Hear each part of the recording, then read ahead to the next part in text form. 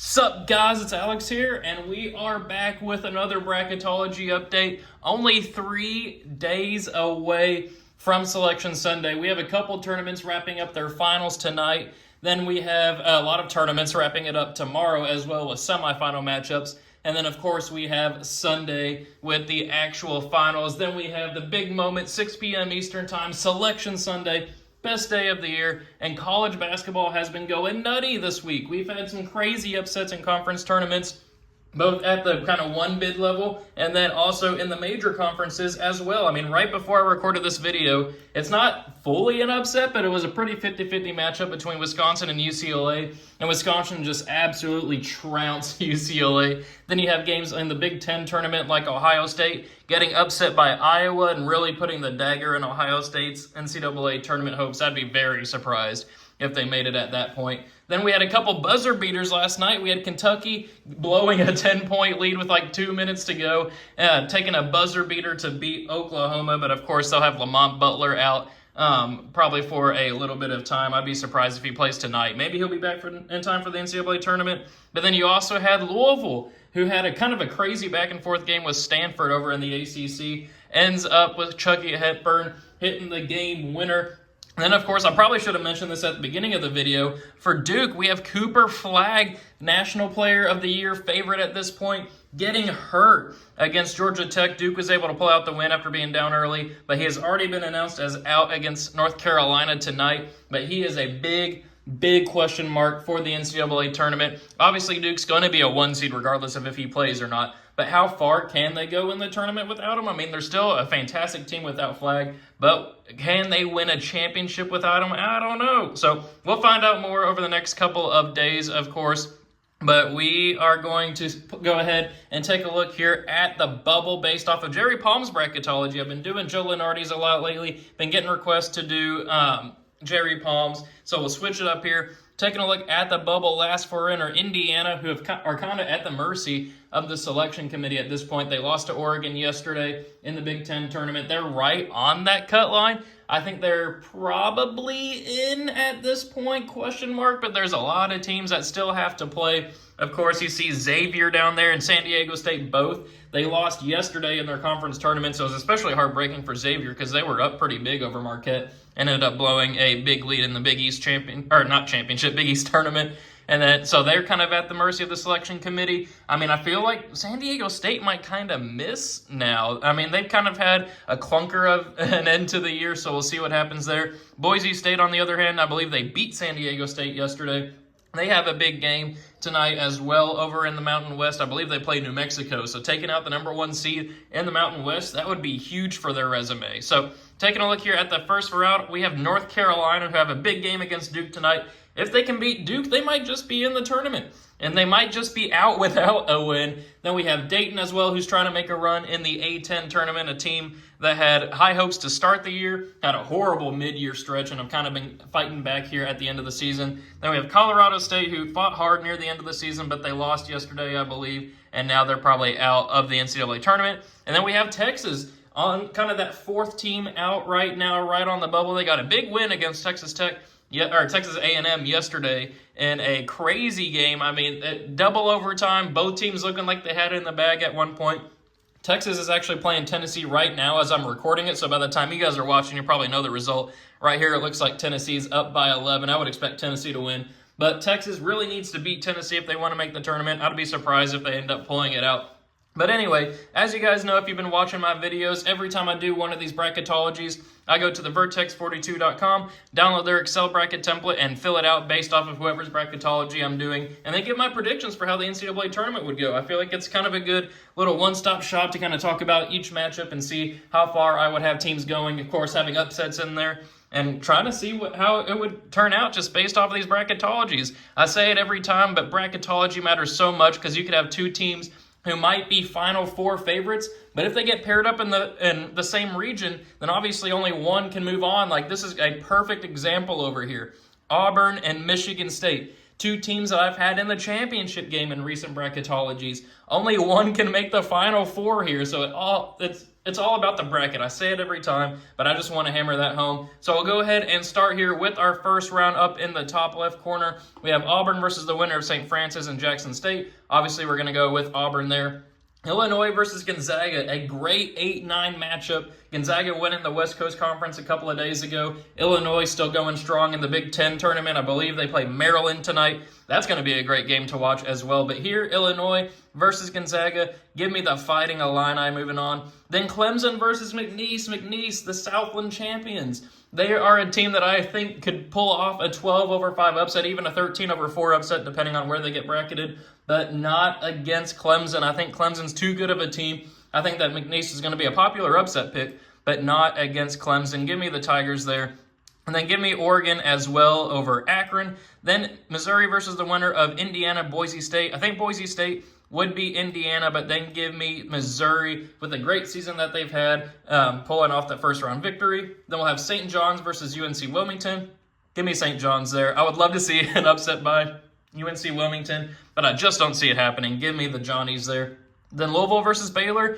Give me Baylor, actually. I mean, this is I've had Louisville in the Sweet 16. I think in one of my bracketologies, I've even had them in the Elite Eight. But I really like the way that Baylor's been playing yesterday. They did lose in their conference tournament to Texas Tech. That's not a slight against them at all. Louisville has a couple of injury issues. We'll see if Rain Smith comes back for their game against Clemson tonight. But give me 10-seed Baylor pulling off the upset. Then we'll have Michigan State beating Norfolk State. Then for a spot in the Sweet 16, fantastic matchup, but it has to happen in the second round. Auburn versus Illinois.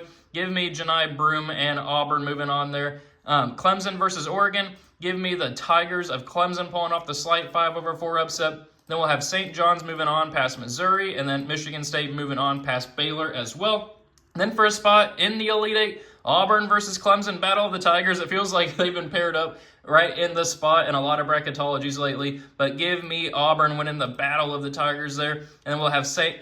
John's is another Final Four team that I've had in recent bracketologies, especially Elite Eight. But here getting paired up against Michigan State, I don't think that they could beat this Michigan State squad. Give me the Spartans advancing on, and then give me the Spartans moving on past Auburn. Auburn almost gave the game away against Ole Miss today. I mean, I had bet on them to win by 5.5. They won by 5. Of course they did. But I think Michigan State can match up pretty well with Auburn, and I think that the guard play of Michigan State is what's going to take them over and over the edge and into the Final Four. So we'll move over here to the top right regional, Duke versus the winner of American and Southern Illinois, Edwardsville. Give me Duke. UConn versus Oklahoma. Oklahoma has actually kind of righted the ship. I got to give them credit. They've been a bubble team. They've played in a tough SEC. They are showing up as a 9 seed in Jerry Palm's bracketology, but I don't think it's going to be enough. I think UConn continues their run for a potential three-peat. Marquette versus UC San Diego. Marquette might be riding the ship a little bit, but give me UC San Diego pulling off the 12-5 upset. I've been saying it for months at this point. Really like UC San Diego to pull off a first-round upset.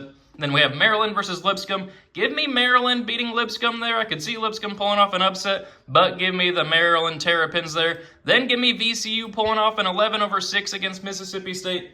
Mississippi State has had a good season overall, but something just hasn't felt right about their end to the year. It feels like they've kind of given games away at different points in time, and then yesterday they got trounced in the final minute or so against Missouri. It was a tight game, and then Missouri went on like a 14-2 run to end the game, something crazy like that. I got VCU pulling off the upset. Then we'll have Iowa State here moving on past Robert Morris. BYU taking care of business against Arkansas, and then Alabama beating Wofford with their granny shot free throw guy. Setting for a spot in the Sweet 16.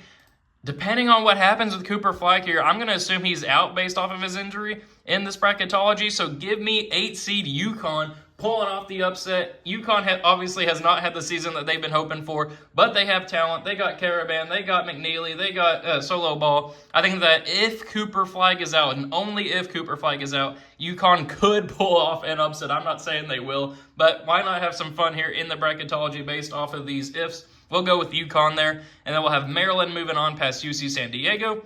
Then for a spot in the Sweet 16 as well, VCU versus Iowa State. Give me Iowa State pulling off the victory there. I'd love to see VCU get the upset, but I don't think it's happening. BYU versus Alabama. We are going to go with a region of chaos. BYU beating Iowa State last night. They got a big game against Houston tonight.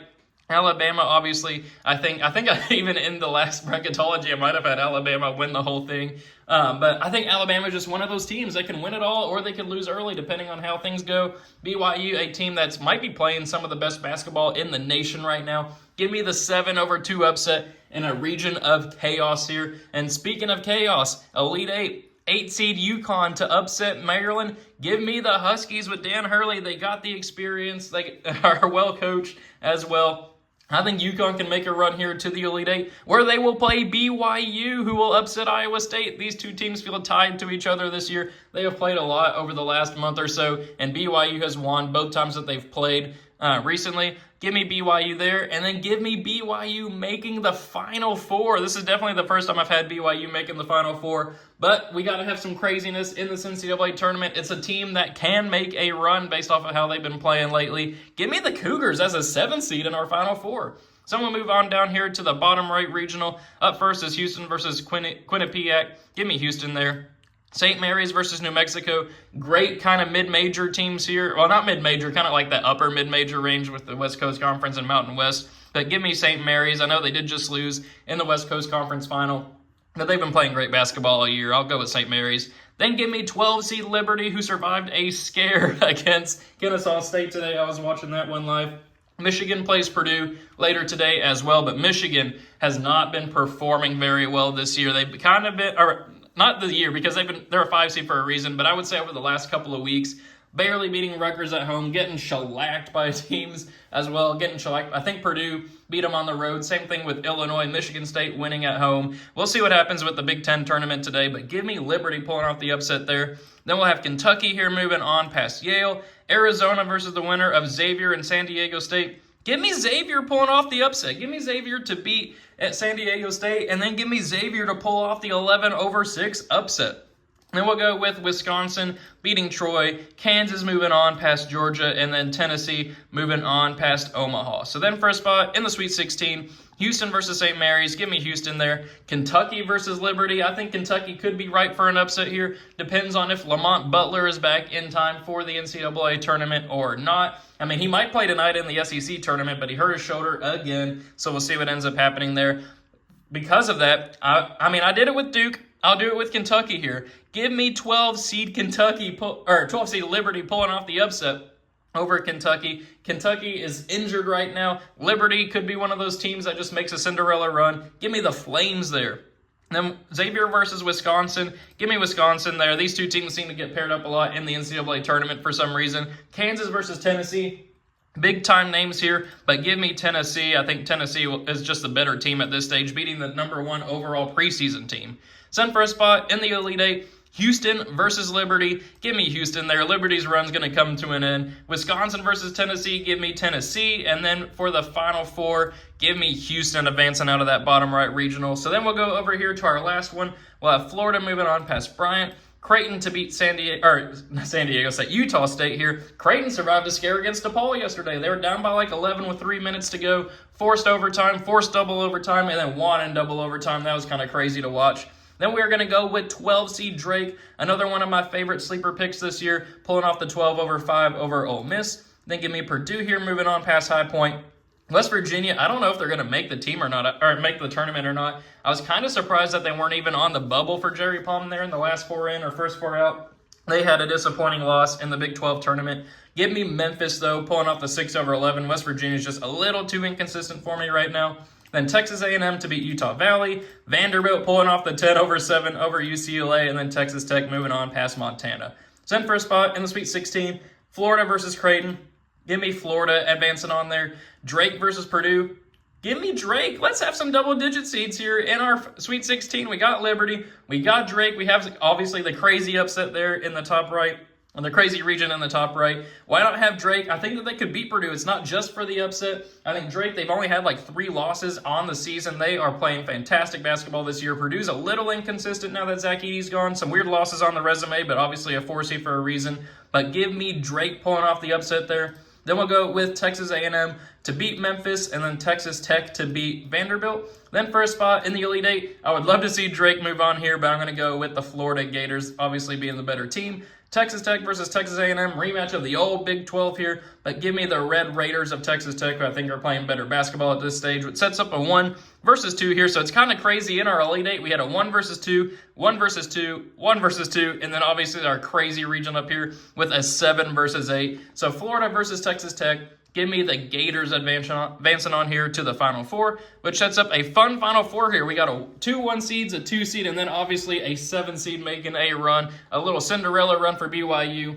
Sun for a spot in the national championship game. Michigan State versus Florida. I think that would be a fantastic game to watch, especially watching that guard play. But give me Michigan State, the Spartans. I'm a Michigan State guy this year. I mean, until they prove me wrong, maybe they get shellacked in the Big Ten tournament. Actually, no, they beat Oregon earlier in the Big Ten tournament. So maybe in the semifinals tomorrow, something different might happen. But give me Michigan State moving on there, where they will play Houston. These two teams actually play each other today, so we'll see what happens in that one. Houston's won like 24 out of the last 25 games. Give me the Cougars to, actually, no, both of them are the Cougars, BYU Cougars and Houston Cougars. So give me Houston moving on there, which sets up our national championship game of Houston versus Michigan State. And I'm actually going to go with Houston winning it all. I've been reading up on them a lot lately. I've been watching their basketball games. We'll see what happens tonight against BYU. But this team can win the national championship, deliver Kelvin Sampson his first national championship, and we'll see what ends up happening there, furthering the Big Ten's tournament, or NCAA tournament drought. Michigan State with a chance to be the Big Ten's first national champion since 2000, but it's going to come to an end here. I got Houston winning it all. So thank you guys for watching. I hope you enjoyed it. Let me know what you think of my predictions in the comments section below, and let me know your own thoughts and predictions as well. Always like reading through those. We are in the thick of the conference tournament season. Quarterfinal rounds today, finals today, semifinals today, same thing tomorrow, and then we'll go back there on Sunday with the finals before Selection Sunday. So it's going to be a great weekend of college basketball. I'll be releasing a video every day until Selection Sunday. Then make sure you're subscribed with post notifications on for when I drop this actual Selection Sunday predictions, probably around 7 p.m. Eastern. So thank you guys for watching. Hope you enjoyed it, and I will see you all later.